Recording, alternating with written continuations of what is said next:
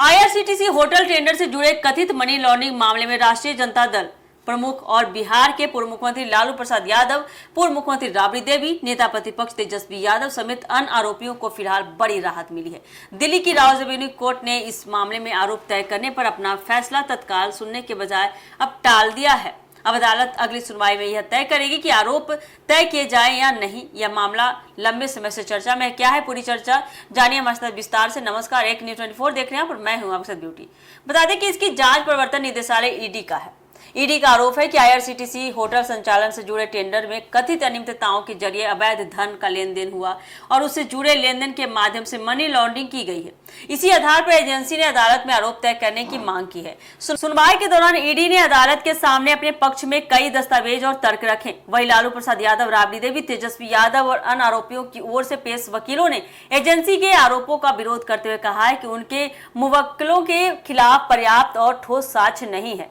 बचाव पक्ष ने आरोपों को निराधार बताते हुए अदालत से राहत देने की मांग की है। फिलहाल दोनों पक्षों की दलीलें सुनने के बाद राउज एवेन्यू कोर्ट ने कहा कि मामले में रिकॉर्ड और प्रस्तुत दस्तावेजों का विस्तृत अध्ययन आवश्यक है। इसी कारण अदालत ने आरोप तय करने पर तत्काल फैसला नहीं सुनाया है और आदेश सुरक्षित रखते हुए अगली सुनवाई की तारीख निर्धारित कर दी गई है। गौरतलब है कि यह मामला उस समय का है जब लालू प्रसाद यादव रेल मंत्री थे। जांच एजेंसियों का आरोप है कि आईआरसीटीसी के 2 होटलों के संचालन का ठेका देने की प्रक्रिया में कथित अनियमितताएं हुई और इसके बदले लाभ देने के आरोप हैं। इसी मामले में पहले केंद्रीय अन्वेषण ब्यूरो यानी कि सीबीआई ने भी केस दर्ज किया था, जबकि बाद में प्रवर्तन निदेशालय ने मनी लॉन्ड्रिंग के पहलुओं की जांच शुरू की।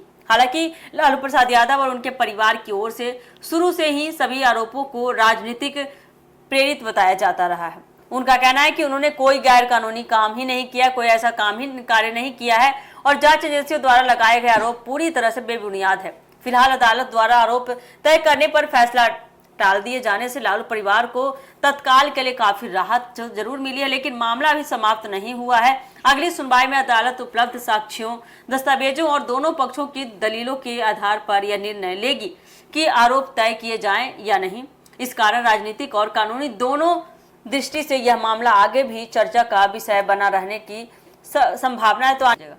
तो देखिए आने वाले समय में ये मामला कहां तक जाता है, क्या तूल पकड़ता है। अगली सुनवाई में लालू प्रसाद यादव, उनके फैमिली को क्या उनके हित में फैसला होता है या इसको लेकर उनको सजा होती है, देखना काफी दिलचस्प होने वाला है। फिलहाल के इस खबर में इतना ही। ऐसे अपडेट के लिए जुड़े रहिए हमारे एक न्यूज़ 24 के साथ। दीजिएगा इजाजत। धन्यवाद।